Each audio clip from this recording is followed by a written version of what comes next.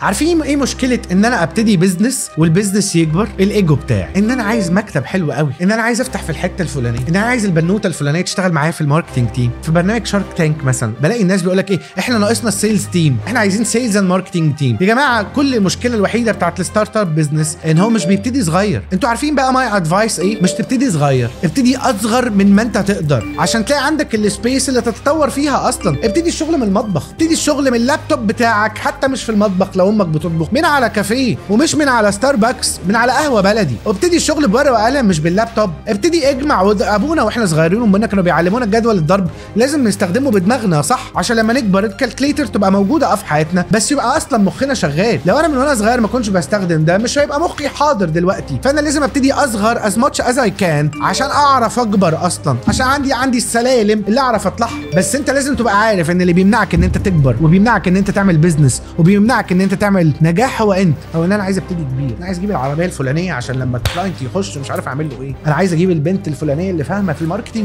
عشان تحطني على التراك. فانا من ضمن الغلطات اللي انا عملتها يا ميشو بعد ما عملت شويه بيزنسز وبعد ما لقيتها سهله بقى يا رامي وصباح الفل، ما انا معايا فلوس، لا يا عم هات 5 كاميرات، لا يا عم افتح هنا، لا يا عم روح اجر المكان ده. ومش ده الصح. المفروض اللي يصرف على البيزنس ايه؟ البيزنس، مش انت، مش جيبك، لان جيبك هيخلص وجيبك هيخلص وهيفايت يو باك وهيرجع يقول لك ليه خدت مني. لكن لو بيزنس هو اللي جنريت الفلوس ده يبقى ده بيزنس ناجح. اللي بيمنعنا ان احنا نعمل بيزنس، اللي بيمنعنا ان احنا نكبر، الايجو اللي هو مش راضي يخلينا نبتدي صغيرين. فما تبتديش صغير، ابتدي اصغر من اي حاجه انت تقدر عليها. لو حسيت ان الكلام ده نفعك اعمل شير، يمكن الكلام ده ينفع حد تاني.